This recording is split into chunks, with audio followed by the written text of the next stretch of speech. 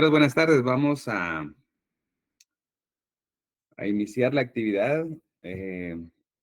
Como siempre, compañeros, vamos a tomar asistencia parcial de los que están presentes en la clase, ¿verdad? Entonces, se recuerdan que no se toma asistencia a todos por razones del tiempo, ¿verdad? Pero la idea es que a un grupo vamos a tomarle asistencia. Entonces, Ana Cristina López Raquel, ¿está presente? Buenas tardes, licenciado, presente. Sí, buenas tardes.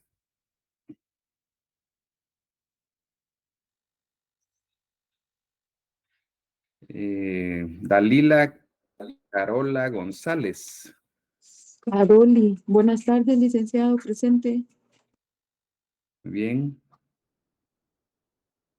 Denis Valdemar Rachón Sabán. Buenas tardes, licenciado. Buenas Presente. tardes.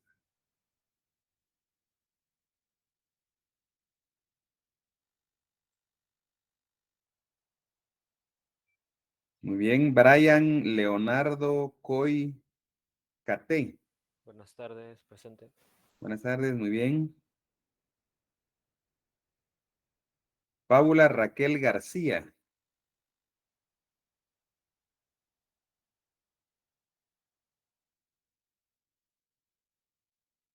Paula Raquel García, ¿no está presente?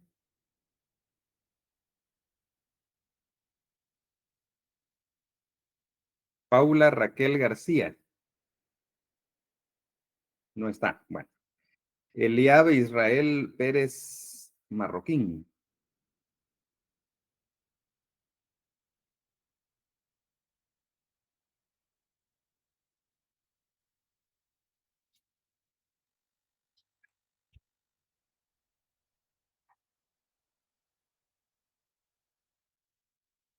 Alexander Federico Martín.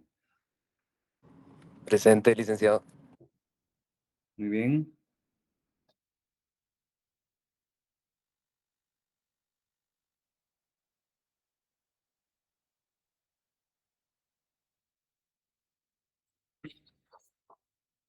Flor de María Méndez Mendizábal. Presente, licenciado. Muy bien, gracias, compañera.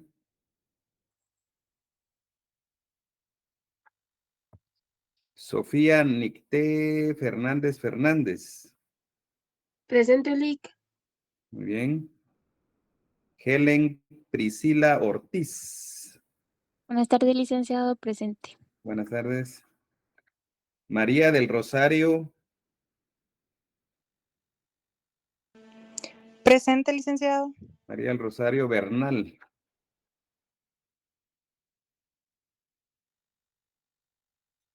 Muy bien. Andrea Gabriela Corona Quiroa. Presente, licenciado. Muy bien.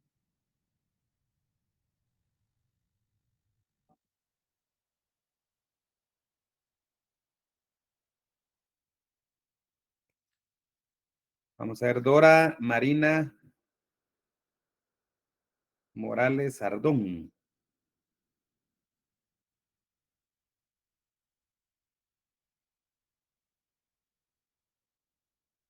Dora Marina Morales Ardón, ¿no está presente?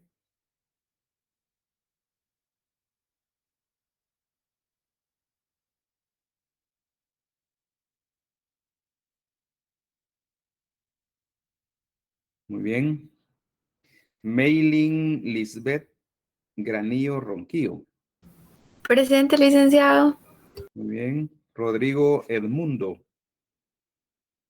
Rodrigo Presente. Edmundo. Buenas tardes. Bien. Buenas tardes. Juan Carlos País Paredes. Buenas tardes, Lic. Buenas tardes.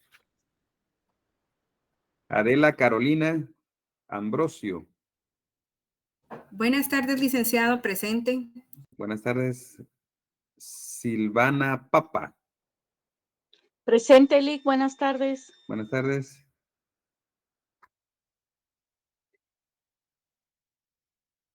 Josué Manuel Peralta. Presente, Lic, buenas tardes. Buenas tardes, compañero. Fátima Lourdes, Sakik Rashon.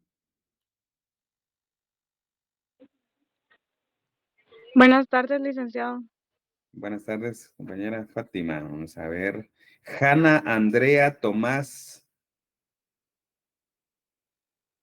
Hanna, Presente, licenciado. Buenas tardes. buenas tardes. Mónica Janet Peña Gutiérrez. Mónica. Buenas tardes, Lic. Buenas tardes. Vamos a ver.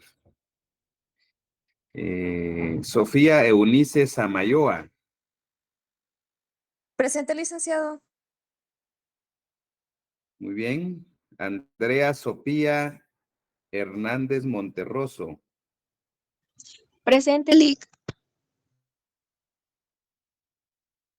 Luis Sarbelio Reyes Escobar. Presente, licenciado. Muy bien. Liudmila Caal. Presente, licenciado. Muy bien. Elizabeth Shoyón. Presente, licenciado. Buenas tardes. Buenas tardes. Melissa Noemí Velázquez. Buenas tardes, licenciado. Buenas tardes. Juan Manuel Folgar Aguilar.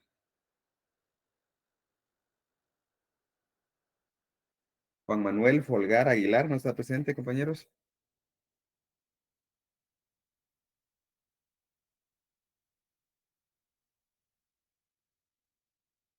Evelyn Paola España. Buenas tardes, licenciado. Presente. Buenas tardes. Heidi Fabiola de León Fuentes. Buenas tardes, licenciado. Presente. Alison Daniela Díaz López. Presente, licenciado.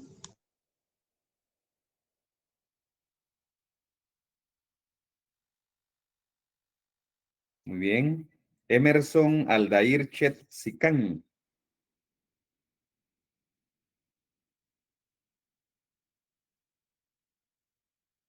Emerson Aldair, ¿no está?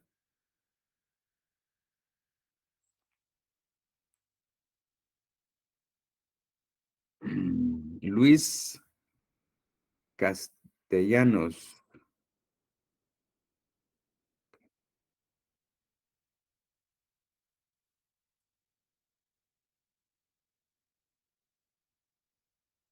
¿No está Luis Castellanos, compañeros? Ávila Castellanos.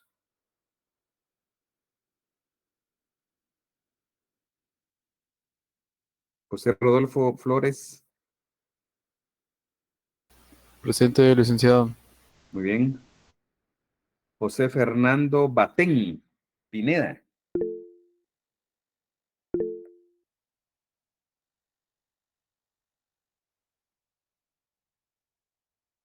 Vamos a ver, en el chat está Emerson. Vamos a ver. Emerson Aldair. Buenas tardes, licenciado. Disculpe que hasta ahora, pero es que no tenía redes. Está bien, ya marqué aquí que está presente, no tenga pena. Gracias, licenciado. Gracias. Muy bien. Daniela Alejandra Navas Samayoa. Presente, licenciado. Muy bien.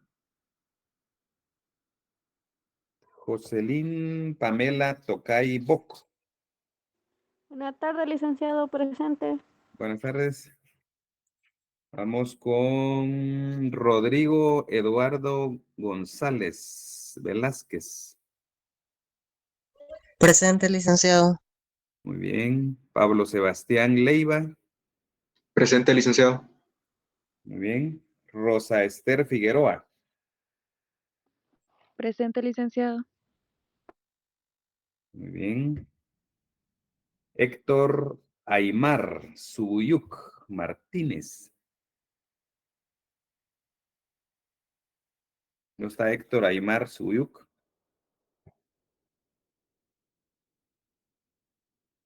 Carla Olivia Vázquez Ignacio. Buenas tardes, licenciado. Buenas tardes. Solo regálenme un segundo, compañeros. Tengo una cuestión aquí, permítanme. ¿Aló?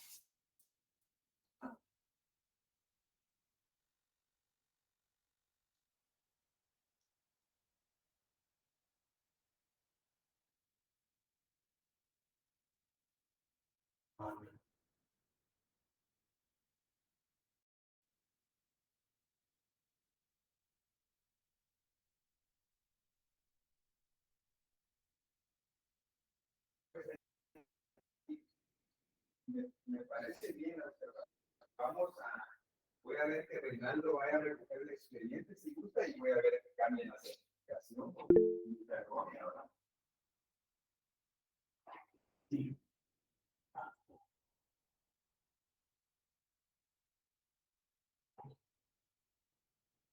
Así que sí, gracias. Lo mismo que vamos a proceder así. Que vaya Reinaldo mañana o pasado a recogerla con ustedes y vamos a hacer la gestión en el juzgado para que hagan la corrección y presentarles nuevamente la certificación ya en los términos correctos, ¿verdad? Sí, muy agradecido. Cuídense. Feliz tarde, gracias.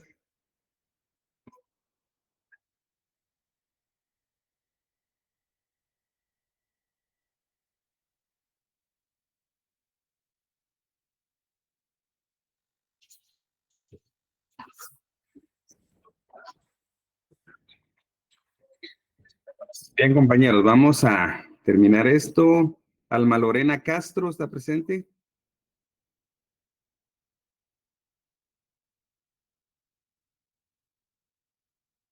Alma Lorena Castro, compañeros.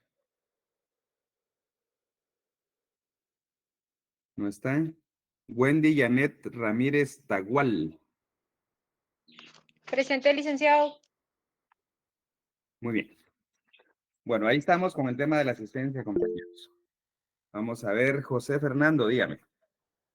Buenas tardes, licenciado. Disculpe, me estaba llamando, pero había reiniciado el router de mi internet. Vamos a ver. ¿Cuál es su nombre, José?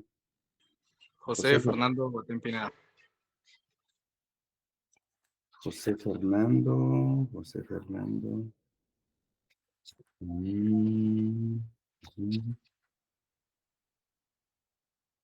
José Fernando.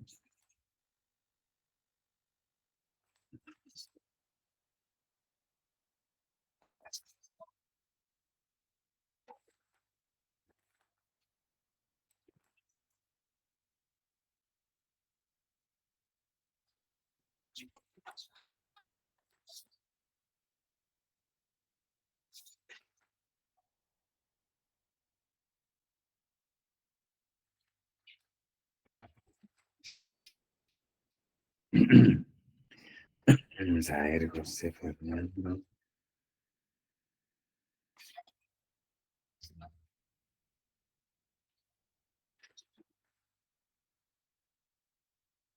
Bien, aquí estamos. Lo voy a marcar, compañero.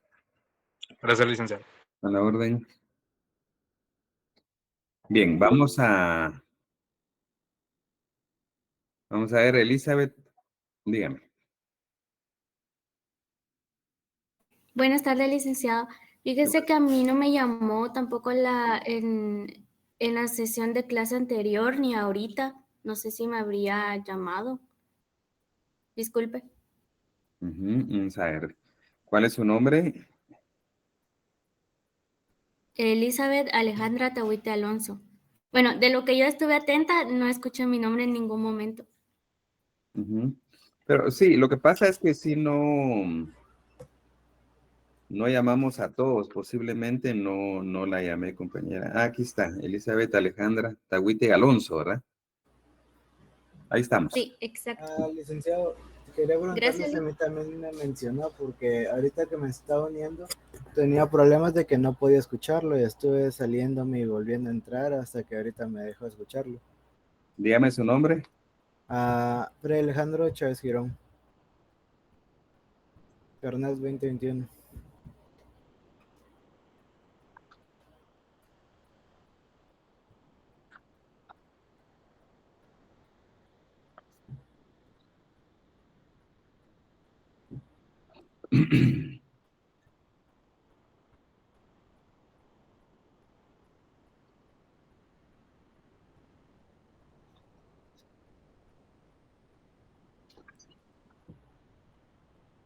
Bien, ya lo marqué por acá, compañero. Ok, muchas gracias. Muy bien. Vamos a seguir entonces, compañeros, con el tema que estábamos viendo el último día. Antes quiero comentarles, compañeros, que ya calificamos un buen grupo de exámenes del primer parcial y pues algunas notas sí están algo preocupantes, compañeros. Entonces hay que tratar de aplicarnos un poco más para el segundo parcial, ¿verdad? Hay que recordar que el segundo parcial es de 40 puntos y que el trabajo que dejamos hace algunos días vale 15 puntos. Entonces, la idea, compañeros, es de que en el trabajo saquen los 15 puntos. Vamos a ser ahí benevolentes siempre y cuando presenten lo que se les solicitó en los términos solicitados. Y luego, pues en el examen, compañeros, pues no ha habido mucho contenido para el primer parcial, pero aunque algunos salieron muy bien, hay un buen número de estudiantes que no tienen pues una nota muy considerable, ¿verdad? Entonces, tenemos que esforzarnos ahí un poquito más, compañeros. Vamos a tratar de reportar las notas lo antes posible para que ustedes se enteren. Posiblemente entre mañana o pasado vamos a hacer la publicación ya en la cartelera virtual para que ustedes puedan ahí accesar y ver su calificación, compañeros. Sin embargo, lo importante es lo que viene, compañeros, es el segundo parcial. Hay tiempo todavía, hay un trabajo ya asignado. Y pues la idea, compañeros, es de que reflexionemos los que de repente les fue mal y no le pusieron mucho tiempo, mucha aplicación al curso, pues ya están calendarizados los segundos parciales, ¿verdad? Y el final incluso. Entonces, saben ustedes las fechas en que se van a examinar. Vamos a, como les repito, en el trabajo voy a tratar de apoyarles siempre y cuando lo hagan como se les pidió, pues tratar de poner notas, buenas notas, digamos, en el examen, en el trabajo, perdón. Y parte del material del segundo parcial es lo que les mandé hoy y les sugerí, compañeros, que pudieran imprimir ese documento para ir tomando sus notas e ir viendo ahí, tener a la par el documento impreso para poder ir analizándolo, porque vamos a hablar varias cosas de la demanda. Y por eso se las mandé ahí para que ustedes la impriman, la tengan físico y puedan ir haciendo sus anotaciones ahí a la par de lo que platiquemos, compañeros. Entonces, no hay que, digamos, los que tengan una nota baja, compañeros, no se desanimen, no se desesperen. Hay 40 puntos para el segundo parcial. Entonces, creo que hay suficiente tiempo todavía para poder hacerlo, ¿verdad? Así que no se me vayan a desanimar, compañeros. Yo los animo a que le entren ahí con todo al segundo parcial y que apunten a una nota considerable, ¿verdad? Para que ustedes puedan accesar y tener una buena nota, compañeros, ¿verdad? Hay que estudiar, ¿verdad? Digamos que sí. Si hoy le dedicaron 3 días al curso, ahora dedíquenle 6 o 9 días para estudiar el curso, ¿verdad? Hay que tratar de aprovechar porque son 40 puntos, compañeros. Y en el examen final también otra cuestión que ocurre es de que se examina todo el curso. Entonces eso ya de alguna manera complica un poco a algunos, ¿verdad? Entonces, en el segundo parcial creo que es interesante que traten de aprovechar, compañeros, sobre todo que hay un trabajo, tratemos de sacar esos 15 puntos del trabajo, ¿verdad? Para que les pueda subir su nota, ¿verdad? Bien, vamos a hablar entonces, compañeros, estábamos hablando el último día de la capacidad procesal, ¿se recuerdan? Luego hablamos de algunos artículos de la ley del organismo judicial, ¿se recuerdan? Relacionados a los mandatarios. Abran su ley del organismo judicial, compañeros. Eso fue lo último que vimos. Lo último que vimos fue el tema de los mandatarios, artículo 188 en adelante de la ley del organismo judicial. Subrayemos en la ley algunas cosas que son relevantes, compañeros. En su propia ley para efectos del estudio, algunas cosas que son muy relevantes en la práctica. Por ejemplo, veamos el 188. Dice, en el 188,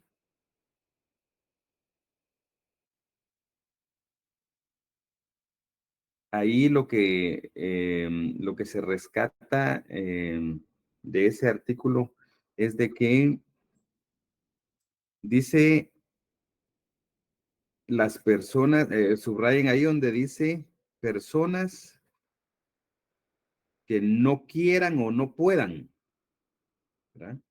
Es decir, que si yo no quiero ir a un juzgado, entonces puedo delegar o nombrar un mandatario judicial, ¿verdad? Por cualquier motivo que yo no quiera, ¿verdad? Ir o que no pueda, porque imaginémonos que esté enfermo, por ejemplo, o por razones laborales no pueda estar, o tenga algunas ocupaciones y yo no pueda acudir al juzgado, entonces dice, es otra cosa, es otro supuesto, el no poder.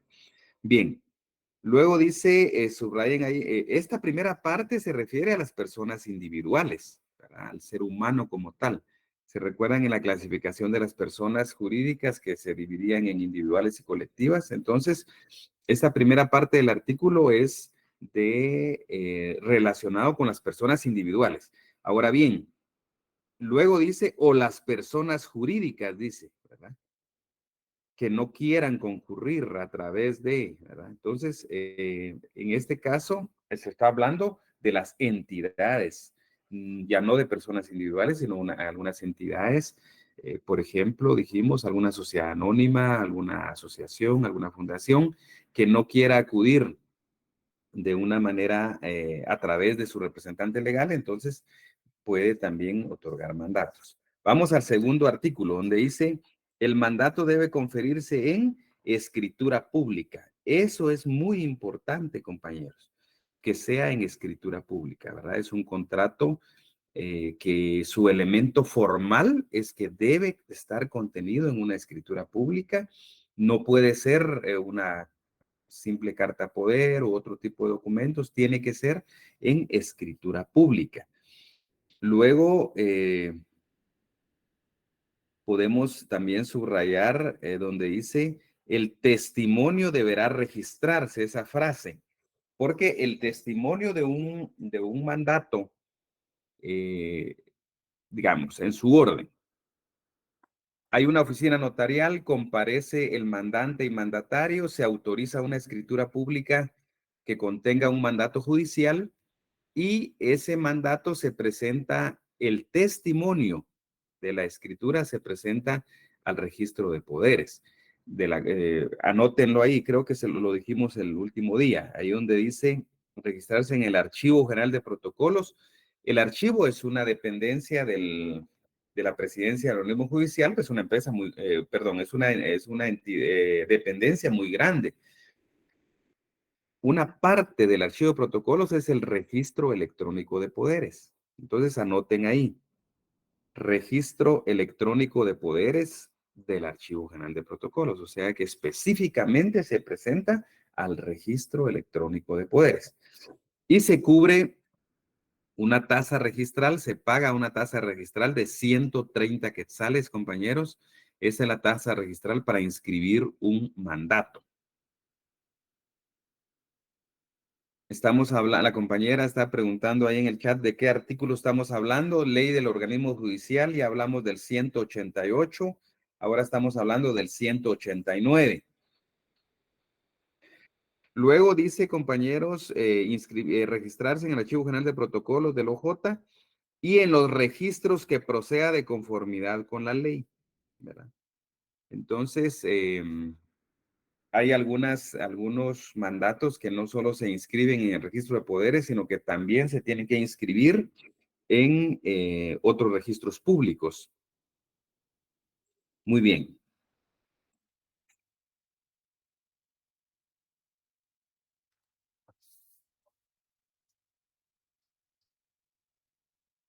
Veámonos, bueno, el 190 tiene las facultades, ¿verdad? Las facultades especiales, porque dice, leamos 190, dice, los mandatarios judiciales, por el solo hecho de su nombramiento, tendrán las facultades suficientes para realizar toda clase de actos procesales.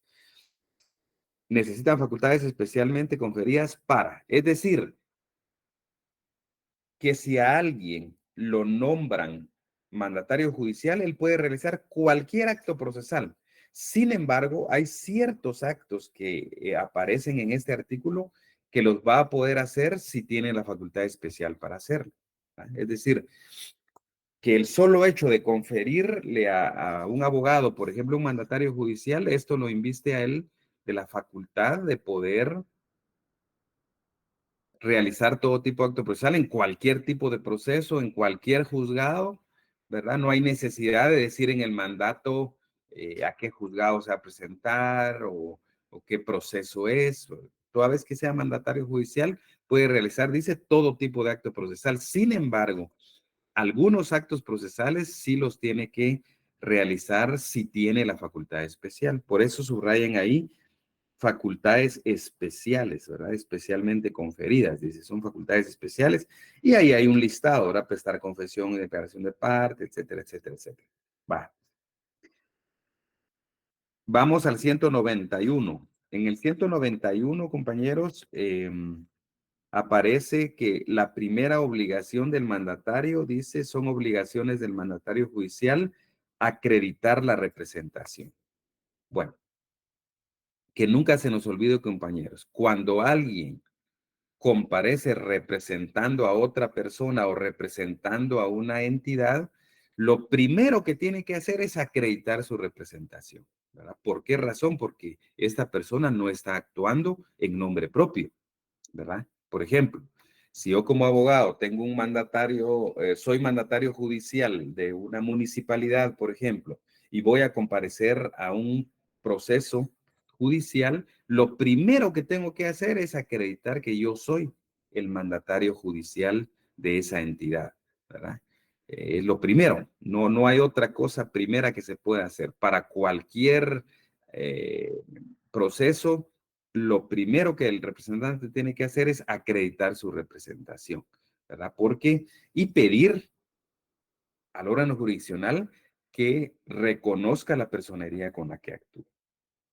Y eso también lo dice el procesal civil y lo dice también el Código de Trabajo. Vayamos al 194, compañeros. 194 dice...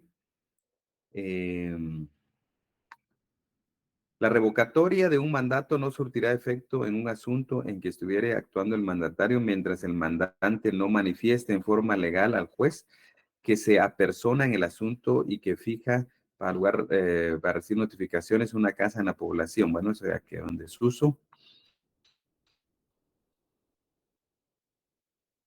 Bueno, aquí lo que hay que reflexionar, compañeros, es que hay una revocatoria de mandato. Es decir, el mandante tiene el derecho de poder dejar sin efecto un mandato. Por ejemplo, si ya otorgó un mandato judicial a X abogado, pero él considera que mejor lo va a sustituir por otro abogado, entonces puede revocar. La revocatoria, compañeros, también es una, anótenlo por ahí, que la revocatoria también es una escritura pública, ¿verdad?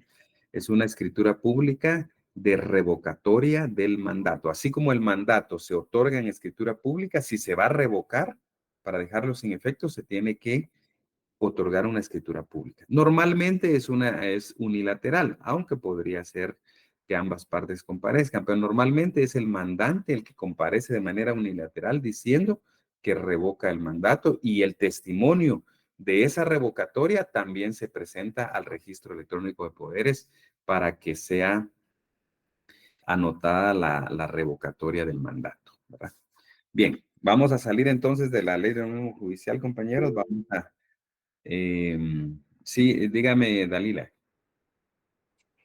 Buenas tardes, licenciado. Disculpe una consulta. ¿Esto se da en casos de trabajo también? Porque es que había escuchado del caso, pero en el área civil. Sí. Sí, los mandatarios judiciales pueden actuar en cualquier proceso de cualquier naturaleza, ¿verdad? No necesariamente en una disciplina determinada, ¿verdad? La regulación que tiene la ley de organismo judicial, incluso hay que tomar en cuenta que la ley de organismo judicial se considera como una ley procesal general, ¿verdad? Porque contiene disposiciones que son aplicables en todas las materias. Y una de ellas es el mandatario, ¿verdad? Por ejemplo, creo que les comenté en la clase anterior que por algunos años fui asesor de una municipalidad, y entonces, por ejemplo, cuando demandaban los trabajadores a la municipalidad, pues yo acudía en calidad de mandatario judicial de la municipalidad, ¿verdad? Porque la municipalidad era el patrono, ¿verdad? Entonces, yo comparecía al proceso como mandatario judicial de la municipalidad correspondiente. Entonces, sí se puede, compañera, en cualquier materia del derecho pueden usarse los mandatarios judiciales, ¿verdad? En este caso, su pregunta específica es laboral. Si en laboral procede, sí, sí puede proceder. Incluso puede proceder también de parte del trabajador, ¿verdad? Digamos, un trabajador que por alguna razón no pueda presentarse, puede delegar un mandato siempre y cuando faculte específicamente al mandatario a que pueda actuar. Bien. Entonces, vamos a continuar, compañeros.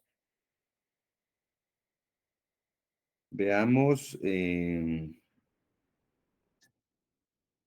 veamos el artículo, ahora veamos el 323 del Código de Trabajo. Ese lo habíamos leído el último día. 323. En el 323, compañeros, dice claramente: las partes pueden comparecer y gestionar personalmente o por mandatario judicial, ¿ya?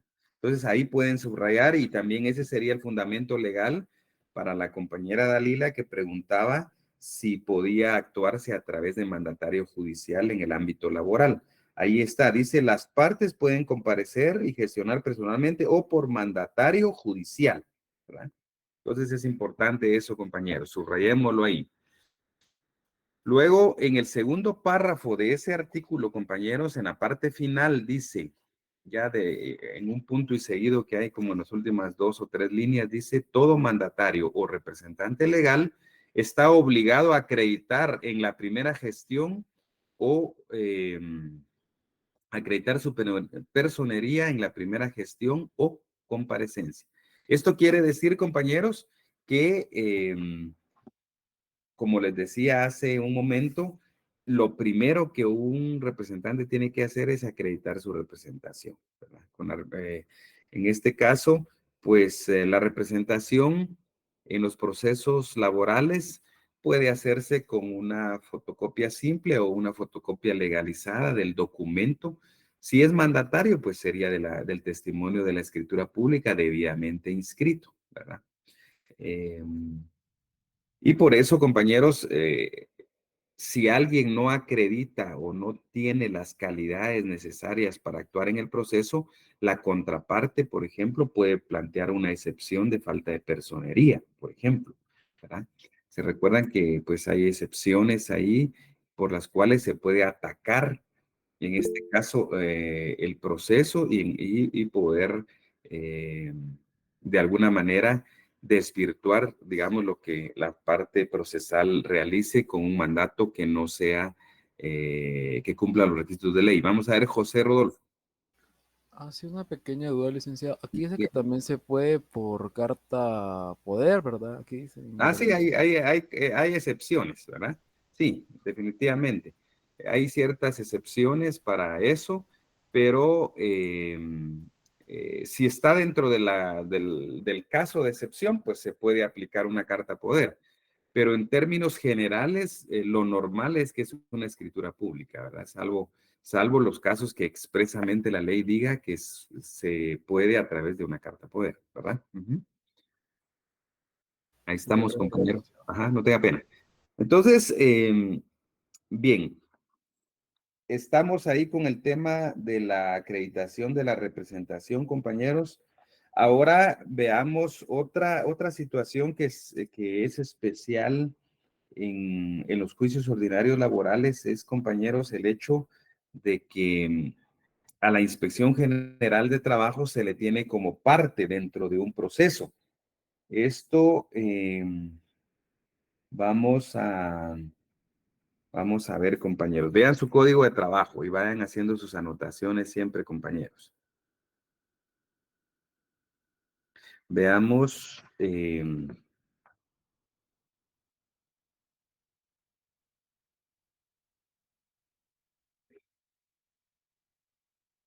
Vamos a ver entonces en su código de trabajo este tema de la Inspección General de Trabajo. Vamos a ver.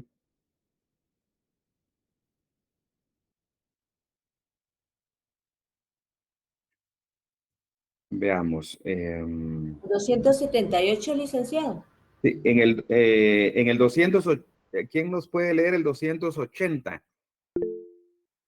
Muy bien, Mildred, Daniela, por favor, el 280. Gracias ahí, compañera.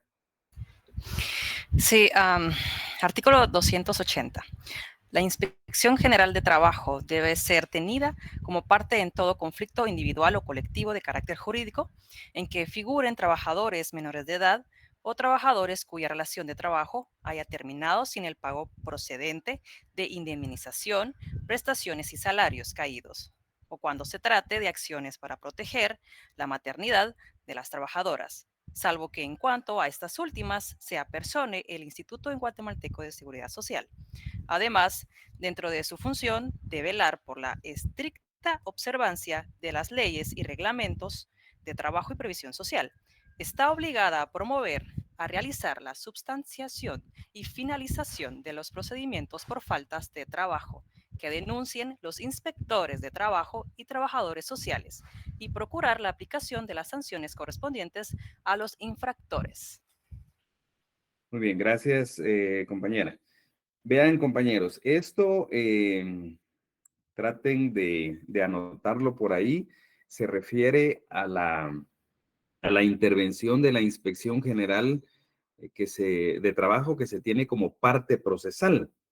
Entonces, esto es algo especial en el ámbito laboral, compañeros, porque la inspección es una entidad administrativa, es parte del Ministerio de Trabajo, y entonces, cuando se dan, bueno, pregunta ahí José Rodolfo si como terceros exactamente, no se le, bueno, algunos jueces lo consideran como un tercero dentro del proceso, pero otros no, otros únicamente lo llaman a la inspección como parte procesal, ¿verdad? Porque incluso dice ahí, se tendrá como parte, ¿verdad? No dice, digamos, otra terminología.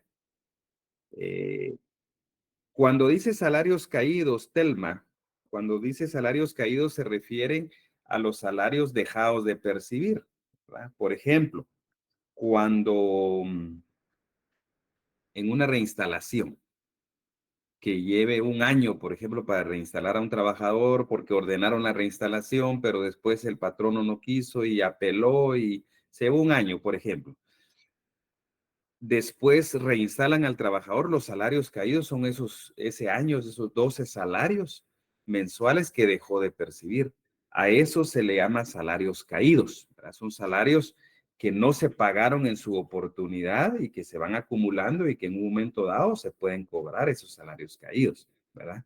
Entonces, a eso se refiere, compañera, con el tema de salarios caídos. Gracias. Muy bien.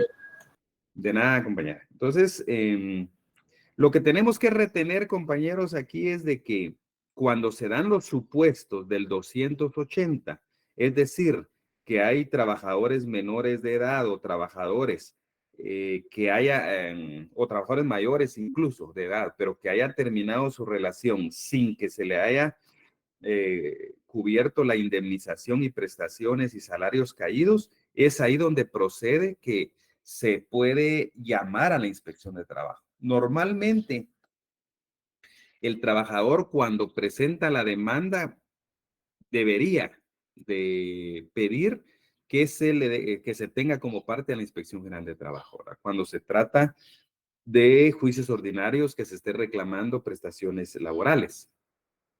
Y luego el otro supuesto es cuando se trata de proteger la maternidad de trabajadoras, ¿verdad? Ese es otro tema, ¿verdad?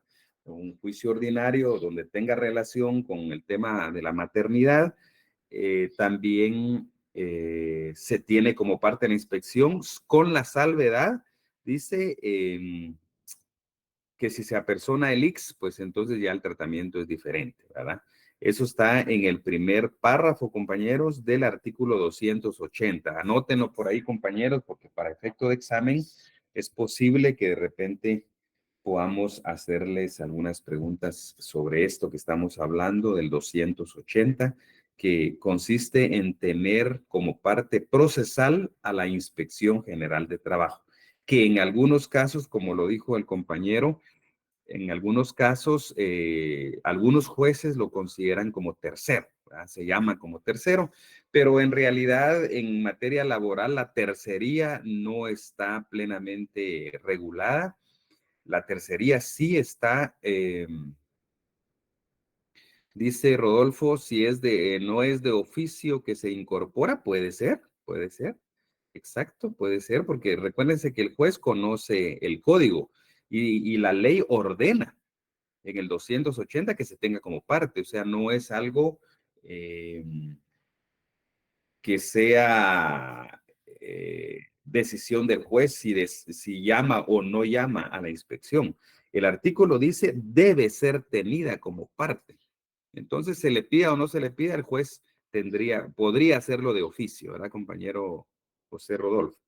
Sin embargo, en la práctica, pues hay que recordar que en los tribunales, pues hay mucha carga de trabajo y pudiera ser eventualmente que no llamen a la inspección y eso podría ser motivo de alguna nulidad, algún recurso, algo. Entonces, lo mejor es pedírselo al juez, ¿verdad? Que el trabajador lo diga. Pero si no lo dice, el juez lo tendría que hacer de oficio, como lo dice José Rodolfo. Bien. Entonces, otro tema, compañeros, que es importante es la entidad nominadora como parte procesal. Anótenlo ahí, entidad nominadora como parte procesal. Esto es algo también muy especial, compañeros, en el ámbito laboral, porque cuando se demanda alguna institución estatal, realmente hay que recordar que el demandado es el Estado, compañeros. ¿Verdad? Por ejemplo, si el trabajador es del ministerio, digamos del Ministerio de Gobernación, un trabajador del Ministerio de Gobernación, entonces no se va a demandar al Ministerio de Gobernación, ¿verdad? Hay que recordar que los ministerios no tienen personalidad jurídica propia. Quien tiene la personalidad y que tiene la capacidad de poder afrontar una demanda o responder una demanda es el Estado de Guatemala.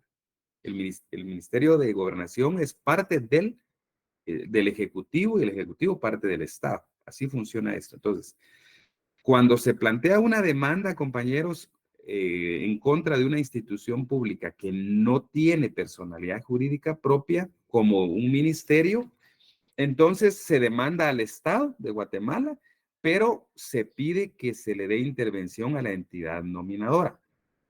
¿Ya? Entonces, ustedes, digamos, en la demanda, tal vez algunos va a haber alguna demanda de este tipo dentro de la investigación que están haciendo, pero para los que no lo miren, se dice comparezco a demandar al Estado de Guatemala, ¿verdad? Al Estado de Guatemala a través de su representante legal, ¿verdad? ¿Quién representa legalmente al Estado? El Procurador General del Estado. Exacto. Entonces, la Procuraduría General de la Nación tiene secciones de abogados, laboralistas, penalistas, etcétera, etcétera. Y entonces, estos abogados en la asesoría laboral de la PGN son los que responden las demandas laborales, ¿verdad? Y pues, además del Estado y su representante, que es la PGN, también se indica que se le notifiquen a la PGN, que es en la zona 13, ¿verdad, compañeros? Que ya está la Procuraduría, y que se le notifique a la entidad nominadora. Por ejemplo, el Ministerio de Gobernación, que se le puede notificar ahí por la Sexta Avenida, ¿verdad, compañeros? Y como 14 calle, por ahí está el Ministerio de Gobernación. Vale. Entonces, lo que hay que retener, compañeros, la idea importante es que cuando se demanda al Estado, también se llama como parte procesal a la entidad nominadora, ¿verdad? Esa es la idea central. El demandado es el Estado, pero también se llama como parte procesal a la entidad nominadora. Pero esto es bien interesante, compañeros, porque lo hemos hablado con algunos colegas o jueces de trabajo, que desde algún punto de vista pareciera ser un poco desequilibrante el asunto. ¿Por qué razón? Porque por una parte está el trabajador y su abogado. En las audiencias lo vemos, ¿verdad? Y lo hemos vivido. Pero por otro lado está el que representa a la Procuraduría General de la Nación y el que representa a la entidad nominadora. Es decir, pareciera que en un lado hay dos partes, ¿verdad? Porque tanto, digamos, en la práctica, compañeros, se maneja de esta manera. Eso no lo dice ningún código, ni libro, nada. La ley, el Código de Trabajo no lo dice. En la práctica, compañeros, estos dos sujetos, el que representa al Estado y el que representa a la entidad nominadora, pueden actuar de manera separada. O sea, no es que ellos vengan y contesten la demanda, por ejemplo, que se tengan que reunir previamente y que lleven un memorial firmado por los dos, no. El de la PGN puede contestar su demanda en el sentido que la PGN considera, y el de la entidad nominadora puede contestar su demanda como considere conveniente, ¿sí? Entonces, por eso les digo que pareciera un poco desequilibrado, porque está el trabajador, pero por otro lado están las dos partes contrarias, digamos, que sería el Estado y que sería la entidad nominadora. Incluso ellos llevan ventaja, porque imaginémonos, porque ya nos ha pasado. Yo me recuerdo que el año pasado, en una audiencia contra el Registro General de la Propiedad de la Zona Central, entidad nominadora, Registro General de la Propiedad de la Zona Central, en este caso, compañeros, solo compareció una abogada de parte de la Procuraduría General de la Nación. Ella contestó la demanda, planteó las excepciones y todo. Y el otro, que sería el de la entidad nominadora, el abogado. Por eso, compañeros, en temas judiciales tenemos que ser exageradamente puntuales, compañeros. Cuando, por ejemplo, tenemos audiencias con las personas, compañeros, y ustedes, para los que están haciendo su práctica y llevan casos reales, nunca le digan la hora real a la gente. Porque la gente, eso de la famosa hora chapina, compañeros, es algo tan cierto. Si, ustedes habrán visto o vivido que a veces hay una reunión que lo invitan a uno a las 3 de la tarde y a las 4 empiezan a llegar, ¿verdad? Las personas, compañeros, los invitados. Y para todo es así. Lamentablemente en Guatemala, yo, por ejemplo, he autorizado matrimonios, compañeros, que de repente uno espera un rato, autoriza el matrimonio y todavía de repente tomó o comió algo ahí y sale y todavía encuentra gente que va con los regalos para adentro, ¿va, compañeros? Entonces el chapín es así, ¿verdad? La hora chapina es algo que es parte, digamos, de nuestra cultura, ¿va, compañeros? Llegar tarde, ¿va? Es raro el que llega temprano. Entonces tenemos que reconocer que así somos. Entonces, a la gente, compañeros, hay que decirle, por ejemplo, si su audiencia es a las 11 de la mañana, usted dígale, yo lo quiero a las 10 de la mañana en el juzgado o en tal lado, ahí nos vamos a ver y nos vamos para el juzgado. Pero nunca le digan, hay que decirles por lo menos una hora antes, porque fíjense ustedes que yo me recuerdo hace algunos años que teníamos una audiencia en la Torre de Tribunales a las 2 de la tarde. Yo le dije a la persona, mire, llegue a la 1 de la tarde. Y entonces yo llegué a la 1 y no estaba la señora y en fin, al rato hubo comunicación con ella, ya como a la 1:30 y me dijo, mire, ya voy para allá y no sé qué va. Ya cuando faltaban como 15 minutos le volví a llamar, mire, y ya faltan 15 minutos para las 12, ¿usted no viene? Sí, todavía voy en tal lado. Cuando ya faltaban como 4 o 5 minutos, le dije yo, bueno, ¿y dónde viene? Pues fíjese que todavía voy aquí por la Bolívar, porque era para la Torre de Tribunales. Y entonces se me dijo, mire, pero ¿será que usted puede hablar con el juez? Tal vez nos da unos minutos o... Y eso, compañeros, no es posible. Es decir, que esa audiencia la perdimos, compañeros, y con los efectos legales que eso conllevaba en aquel momento. Entonces, a la gente, compañeros, nunca le digan la hora real a la gente, ¿verdad? A veces hay que decirles un buen tiempo porque la gente no cumple. Y otra cosa que siempre, hay dos cosas que hay que hacer, compañeros, para los que están llevando casos o para la vida, compañeros, cuando ustedes ya ejerzan la profesión. Son dos cosas. Una, que lleguen con antelación, digamos una hora antes, y lo otro, el documento de identidad, porque muchas veces no llevan el documento de identidad, ¿verdad? O sea, puede ser que lleguen temprano, pero ¿y si se les olvida el DPI? Ya no se van a poder identificar. Entonces son dos cosas elementales. El tiempo de antelación y el documento de identidad. Y les voy a contar, compañeros, porque al final las experiencias son importantes y a veces se aprende mucho de eso. Fíjense, compañeros, les voy a contar un caso hace muchos años también sobre el tema del documento de identidad. Y vean la trascendencia, escuchen la trascendencia. El caso es sencillo, pero escúchenlo. Eso lo vivió en una audiencia. Teníamos una audiencia hace algún tiempo que todavía estaban los juzgados de familia en la torre de tribunales. Hace años todos los juzgados estaban en la torre, civil, penal, familia, etcétera, etcétera. Ahora ya son los penales. Pero bueno, sin importar eso, teníamos una audiencia. Y fíjense, compañeros, que la audiencia, por ejemplo, era, por decirles algo, tuvo que haber sido como quizás a las 9 de la mañana fue, más o menos. Y entonces antes de esa audiencia, la misma cosa, una hora antes con la señora, porque en ese caso estaba yo actuando, auxiliando a la señora.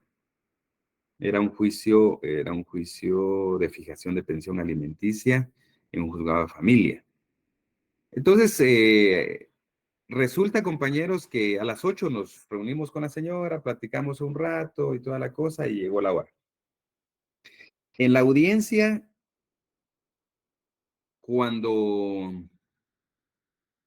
nos identificamos, ¿verdad? Que es lo primero que pasa en las audiencias, identificarse. Entonces la señora sacó su documento de identificación y lo presentó, yo saqué mi carnet, lo presenté, ahí estábamos.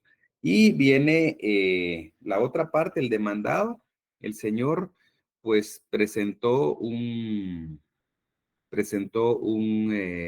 fotocopia legalizada de su documento de identificación. No el original, una copia autenticada. Y su abogado presentó su carnet. Y entonces la juez, pues, bueno, primero la oficial empezó a revisar los documentos, después se lo llevó a la juez y de repente ya venía la juez y resulta que le pregunta a la persona que presentó la copia. Fíjense, ahí está la cuestión. La persona que presentó la fotocopia legalizada de su documento de identidad le dijo, mire, pero usted, ¿por qué no trae su documento original?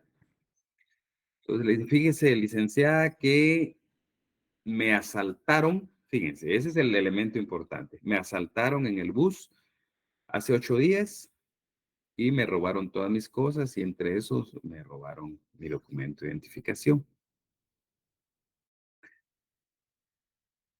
Eso dijo la persona. El notario que había legalizado ese documento era su mismo abogado, el abogado que estaba a la par en ese momento. Entonces, la juez se enojó y lo sacó de la audiencia, tanto al señor como a su abogado. Y al abogado le dijo que ella iba a evaluar si iba a certificar lo conducente a lo penal por su actuación como notario. Porque él, lo que pasó fue que en la audiencia, yo pienso que se reunieron en la oficina del abogado, en el centro, antes de irse a la audiencia. La persona le dijo, yo perdí o me robaron mi documento de identificación, pero ando esta fotocopia. Viene el notario y hace la legalización con fecha de ese día. Era una evidente falsedad, ¿verdad, compañeros? Porque el notario primero no tuvo a la vista el documento original, cuya reproducción estaba legalizando, y luego la misma persona dijo que 8 días antes lo habían asaltado y le habían robado el documento original. Y él estaba diciendo el notario que en ese día, el día de la audiencia, como que lo hicieron antes de irse a la audiencia, él consignó en la auténtica la fecha de ese día de la audiencia. Entonces, es importante, compañeros, es importante que la carrera por eso ahora ya no mucho lo he escuchado, pero antes decían que los abogados y notarios teníamos un pie en el cementerio y otro pie en la cárcel, ¿verdad, compañeros? Pero esto en alusión, compañeros, a que es una carrera que es delicada de ejercer, ¿verdad? Es decir, aquí no es de hacer, hágame el favor, ¿verdad? Y pongamos que hoy o aquí los resolvemos, compañeros. Con la fe pública no podemos jugar, ¿verdad? Entonces, ese notario, ustedes hubieran visto, compañeros, la cara que puso cuando la juez le dijo, mire, yo voy a evaluar y voy a ver si le certifico lo conducente al Ministerio Público para que le inicien la persecución penal. Fíjense ustedes, entonces es algo tan simple, tan sencillo, compañeros, pero hay que tener, digamos, claridad de lo que podemos hacer y de lo que no podemos hacer. Esto es una enseñanza, pues, bárbara, compañeros, tremenda que, pues, yo tuve la oportunidad de estar ahí, pues yo solo viendo, ¿verdad, compañeros? Porque el problema era entre ellos, ¿verdad? Pero la cosa es que sí hay que tener cuidado, ¿verdad? Vamos, José Rodolfo. Licenciado, y así como en ese caso, por ejemplo, estamos representando a alguien y no tiene el DPI porque se lo robaron, ¿qué haríamos nosotros? O sea, ¿no se puede hacer nada o qué podemos hacer? Sí, fíjense que es complicado porque en realidad es con el documento original que uno se identifica, ¿verdad?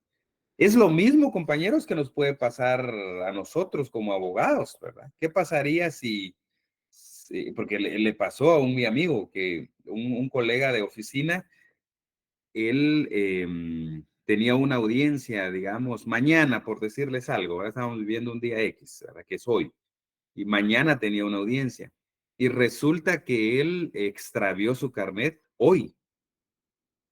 Y entonces, mañana tenía que ir a cierta hora a una audiencia, ¿verdad? Antes era más difícil, compañeros. Ahora, gracias a Dios, ya los carnet incluso los dan en varias sedes del Colegio de Abogados y Notarios, pero en aquel tiempo, compañeros, solo daban carnet en la zona 15, en la sede del Colegio de Abogados, no daban carnet en ningún otro lado. Incluso de los departamentos venían a tramitar su carnet de abogados ahí. Ahora ya no, ahora ya hay algunos municipios o departamentos donde generan los carnets, porque ahora son ya en PVC, ¿verdad? En plástico, el carnet, ¿verdad? Y son digitales. En cambio, antes no, antes eran carnet, digamos, en papel, ¿verdad? En una especie de papel especial, pero no era en PVC como ahora, ¿verdad? Sí, Carlos. Licenciado, muy buenas tardes. Y buenas tardes. Perdone, y en el caso concreto de que, por ejemplo, uno como abogado se dirige a la audiencia. Así es. Y a como están, por ejemplo, los asaltos, ¿verdad, licenciado? Muchos de los abogados o notarios se conducen en transporte público. Sí. Fuesen asaltados y pues sí se presentan a la audiencia, pero fueron robados de todos sus documentos, despojados de todos sus documentos. Sí puede presentar el abogado alguna, no sé, algo legal para apersonarse. Vean, compañeros, fíjense que les voy a compartir otro secreto. Siempre el abogado y notario, compañeros, tiene que ser previsor. Hay que pensar en posibles cosas que puedan pasar. Les voy a compartir, por ejemplo, cómo lo manejo yo. Normalmente, la colegiación se paga cada trimestre, ¿verdad? La colegiación profesional. Entonces, algo que hacemos muchos es pagar todo el año, para no estar pagando cada 3 meses. Entonces, si usted paga todo el año 2024, por ejemplo, ya su carnet está, usted tiene la calidad de colegiado activo un trimestre después del que usted pagó. Quiere decir que en este caso yo ya estoy activo porque pagué todo el 2024 hasta el 31 de marzo 2025. Eso para empezar. Esa es la calidad de colegiado activo, ¿verdad? Haber pagado la cuota correspondiente de los 4 trimestres 2024. Bueno, ahora bien, teniendo ya la calidad de colegiado activo por un año, la otra cuestión que por lo menos en lo particular hago y que algunos abogados también hacen es, el carnet vale 25 quetzales, a veces 35 quetzales en las sedes del Colegio de Abogados, compañeros. Entonces tampoco es una cantidad exagerada. Entonces, ¿qué hacemos? Tener 2 carnets, ¿verdad? Yo normalmente porto un carnet, digamos, en mis documentos y tengo uno en la oficina. Ante una eventualidad, compañeros, tengo ya otro ahí. No tengo necesidad de ir a tramitar o pedir o algo, sino ya sé que tengo uno, digamos, como de repuesto o de sustitución al que normalmente ando. Claro, no todos lo hacen así, compañeros, pero uno tiene que pensar más allá, porque por eso somos notarios, compañeros, porque el notario tiene que visualizar la situación cuando redacta un documento, por ejemplo. Pues no podemos, compañeros, ser, digamos, nada previsores, sino que tenemos que ver hacia adelante. Entonces yo, por muchísimos años, por ejemplo, si a mí me pasara lo que usted dice, solo llamo a la oficina que me traigan o yo paso a la oficina a traer el otro y ya está resuelto el problema. ¿No? O sea, para mí no sería problema eso, por ejemplo. Claro, no todos lo hacen así, pero yo les comparto esos tips, compañeros, porque en la práctica ya es otra cosa y uno tiene que tener ese tipo de detalles, digamos, para que al final, digamos, ustedes puedan ir pensando que eso es lo adecuado y pueda uno salvar cualquier situación futura, ¿verdad?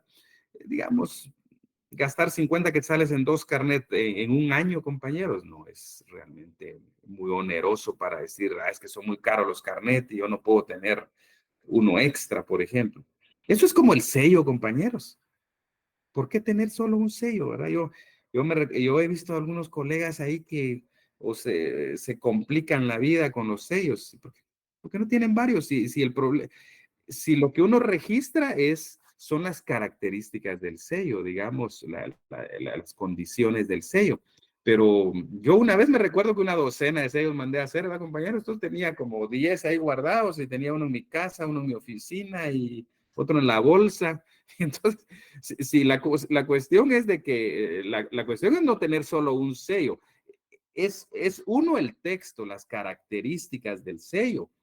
Pero sellos como tal, como unidades de sello, pues tiene usted un montón, ¿no?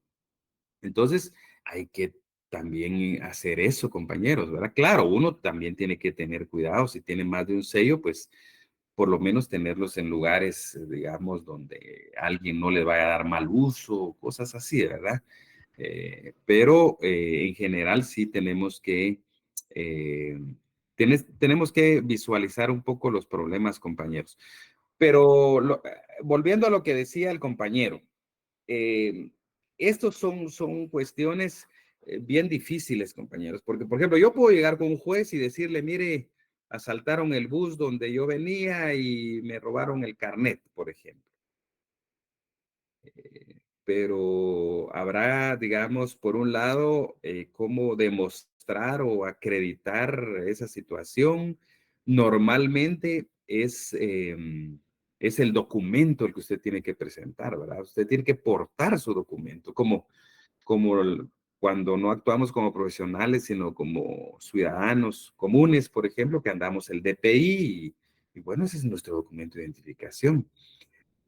Claro, también hay que tomar en cuenta qué tipo de audiencia es, ¿verdad? Hay audiencias que pueden ser postergadas, ¿verdad? No todas son así fatales, ¿verdad, compañeros? Hay algunas que incluso se puede presentar excusas también, y en fin, hay variantes, digamos. Pero lo importante es que si podemos prever algunas cosas, hagámosla, ¿verdad, compañeros? Si no nos compliquemos nosotros mismos la existencia. Bien, incluso les comparto otra cosa. ¿Cuánto valen los timbres, compañeros? Hay timbres, por ejemplo, fiscales de 50 centavos, timbres de 5 quetzales, hay timbres notariales de 1 quetzal, el forense es de 1 quetzal. Yo me recuerdo que hace muchos años en un juzgado que como que a un colega le urgía presentar un memorial y no andaba un timbre de 1 quetzal en la billetera, compañero.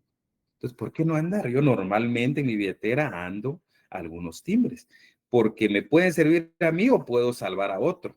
Ese día, compañeros, ustedes hubieran visto al colega ahí corriendo y sudando y preguntándole a todos los abogados que encontraba si no le vendían un timbre, cuando el timbre vale un quetzal. O sea, no es el valor, sino es que usted lo lleve en su billetera. Y de casualidad fue a topar ahí conmigo, ¿verdad? Y me dijo, mire, Lick, ¿será que sí? ¿Cuántos quiere? Y, sí, que uno necesito nada más para, bueno, entonces, todavía se lo regalé, ¿verdad, compañero? Le dije, bueno, no tenga pena, Lick, pero siempre debería de andar, ¿verdad? Porque a veces sirven. Y entonces me dijo, sí, tiene razón, Lick. Me dijo, mire, usted me salvó y gracias, y ni siquiera me lo quiere cobrar. No tenga pena, le digo, usted, adhiéralo y úselo. Pero digamos, compañeros, son timbres, por ejemplo, si usted es notario, ¿por qué no andar unos timbres, por ejemplo, el de a 10 y el de a 50 centavos en su billetera? Y puede incluso hasta trabajar donde usted vaya, porque si alguien le dice, mire, Lick, ¿será que me podría autenticar algo? Pues lo autentico, lo firmo sello, que están los timbres y ya estuvo, ¿verdad? Entonces, son cuestiones, compañeros, que no generan mucho problema. No es tanto lo que usted va a andar en la bolsa en timbres, pero puede servirle en un momento dado, ¿verdad, compañeros? Son cosas que en la práctica, digamos, al final a uno le van sirviendo y va uno entendiendo que hay que hacerlo para poder ir resolviendo cuestiones personales o de otros, ¿verdad?, que se van dando. Pero entonces regresemos a lo de la entidad nominadora, compañeros. Entonces les estaba diciendo que esto está establecido a través de los criterios jurisprudenciales de la Corte de Constitucionalidad. Es decir, que esto de la entidad nominadora como parte procesal no es como lo de la inspección, que en el caso de la inspección de trabajo, ya vimos que hay un artículo, el 280 del Código de Trabajo, pero en este caso, la entidad nominadora de eso no dice nada del Código de Trabajo, ¿no?, sino que esto lo ha establecido la Corte de Constitucionalidad. Veamos, vamos a ver. Les voy a dar unos expedientes. Vamos a ver, compañeros. Bien. Sentencia, anoten ahí, sentencia del 3 de julio 2008. Sentencia 3 de julio 2008.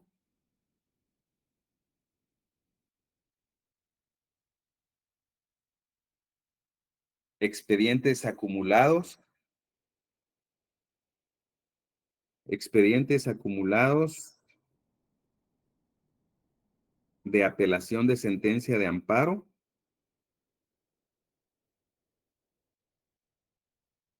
(406-2008), 406-2008 y 483-2008.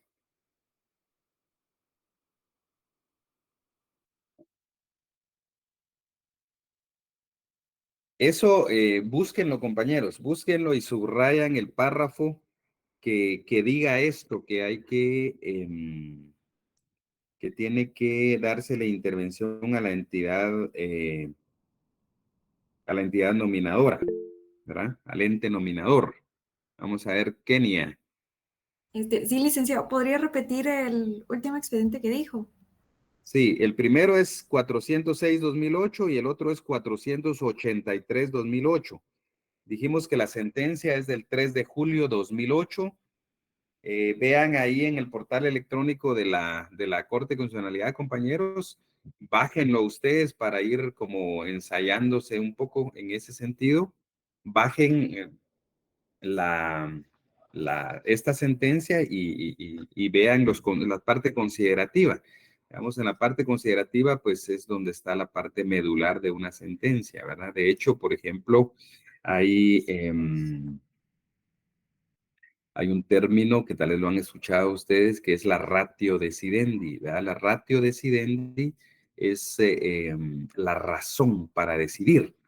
La razón para decir que tiene un órgano jurisdiccional, en este caso la Corte de Constitucionalidad, aparece en la parte considerativa. Es decir, que si yo estoy buscando cuál fue el argumento jurídico o fáctico que tomó en cuenta el órgano jurisdiccional, me voy a los considerandos. O sea, no tengo que andarme por las ramas, digamos, sino que me voy a la parte medular, que es la parte considerativa.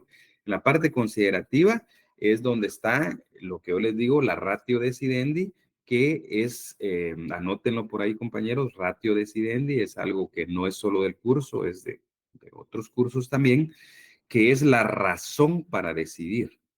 ¿Qué razón tuvo el órgano jurisdiccional para tomar la decisión en un determinado sentido? Declarar con lugar o sin lugar, por ejemplo, una demanda, si estamos hablando de lo laboral, por ejemplo.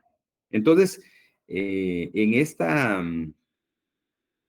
sentencia hay que irse a la parte considerativa, en donde van a encontrar a una parte que dice que debe dársele participación al ente nominador, o sea, a la entidad nominadora, ¿verdad? En los casos laborales. Bien, entonces, ahí salimos de este tema, compañeros, de las partes procesales, la capacidad, la representación, la inspección general, que es parte de conformidad con la ley, y la entidad nominadora, que es parte procesal de conformidad con lo establecido por la Corte de Constitucionalidad. Ahora, fíjense que anoten por ahí, compañeros, como subtítulo, ya en estos últimos 5 minutos, el innecesario agotamiento de la vía administrativa. Innecesario agotamiento de la vía administrativa. ¿Qué quiere decir esto, compañeros? Porque algunos me lo han planteado, ya me lo han preguntado en la sección y yo a la rápida les he aclarado el tema. La pregunta ¿es necesario que un trabajador acuda a la Inspección General de Trabajo, por ejemplo, si fue despedido, previo a presentar la demanda del juicio ordinario laboral? La pregunta es un rotundo no. El trabajador puede irse de una vez a la vía judicial, ¿verdad? Repito, no es necesario que el trabajador acuda primero a la inspección de trabajo. Anoten eso, compañeros. No es necesario que el trabajador acuda primero a la inspección de trabajo y que después vaya a una demanda judicial. Puede evitar o no darle intervención a la inspección e irse de una vez a la demanda. Eso me lo han preguntado ya como unos 2 compañeros por ahí en el salón después de hora de clases. Entonces se los aclaro de una vez, compañeros. Hay algunos países donde tienen una disposición que dice que es obligatorio agotar la vía administrativa antes de ir a lo judicial. El proyecto del Código Procesal del Trabajo que les comenté hace algunos días, ese proyecto del Código Procesal del Trabajo sí tiene un artículo que dice que debe agotarse la vía administrativa previo al planteamiento de la demanda del juicio ordinario laboral. Sin embargo, en este caso no es así, ¿verdad? Digamos, nuestro código actual, repito porque sí, a muchos les genera dudas eso. No es necesario. Si el trabajador lo quiere hacer, es opcional, ¿verdad? Puede entonces interrumpir la prescripción a través de una gestión ante la Inspección General de Trabajo y agotada la vía administrativa o la vía gubernativa, como algunos también le llaman, agotada esa vía, entonces empieza a correr nuevamente el plazo, ¿verdad? Corre otra vez los 30 días para que pueda plantear su demanda, ¿verdad? Entonces, en eso del tiempo también se los voy a aclarar, compañeros, para que ustedes no tengan la duda. Ya cuando lleguemos más adelante al 78 del Código de Trabajo, vemos que hay un plazo de prescripción y en otro artículo dice que son 30 días hábiles, ¿verdad? O sea, 30 días hábiles son como, digamos, como mes y medio, calendario, así corridos, digamos. Son 30 días hábiles. Pero lo que hace el trabajador al ir a la inspección es la interrupción del plazo de prescripción, inutilización del tiempo corrido, ¿verdad? Entonces, por ejemplo, si a alguien lo demandan hoy, lo despiden hoy, al día 15 llega a la inspección de trabajo. Y ahí en la inspección de trabajo dura 3 meses, digamos, la vía administrativa. Al agotarse la vía administrativa a los 3 meses, no es de que falten otros 15 días porque había agotado 15 días al principio, no, sino que ahí empieza de cero otra vez, compañeros. De ahí para adelante son otros 30 días, ¿ya? Porque el efecto de la interrupción de la prescripción es que se inutiliza el tiempo corrido antes. Entonces, quiere decir que cuando se da por agotada la vía administrativa, que es a los 3 meses, digamos, se llegó 3 meses la vía administrativa, de ahí en adelante, entonces empieza a correr otra vez los 30 días para irse a lo judicial. Para eso espero que también lo hayan comprendido adecuadamente, porque muchas veces pues genera dudas eso del cómputo del tiempo. Pero en general, entonces, compañeros, no se necesita agotar la vía administrativa tal y como lo establece el Código de Trabajo actualmente, ¿verdad?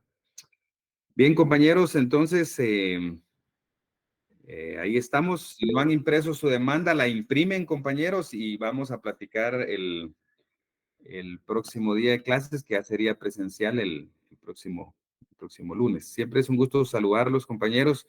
Vamos a ver, Luis Castellanos. Hola, licenciado. Fíjese de que usted me llamó en asistencia al principio, pero yo no pude. Yo tenía problemas de conexión en el lugar donde estaba, entonces no pude responderle y solo me avisaron por chat que me había llamado, pero no tuve una opción de decirle que estaba presente.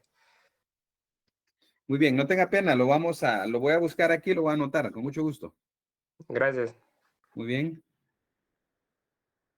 Bien, compañeros, pasen feliz tarde.